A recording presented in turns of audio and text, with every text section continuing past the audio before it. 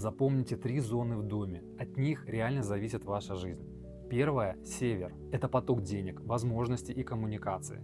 Если здесь большой шкаф, завалы или стена без окна, деньги буквально не доходят до вас. Второе – восток. Дело тонкое.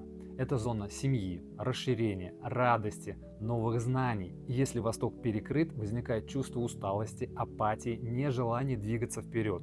Нет энергии. И третье – северо-восток. Это самая главная зона в доме. Это зона жизненного пути, учителей и учеников.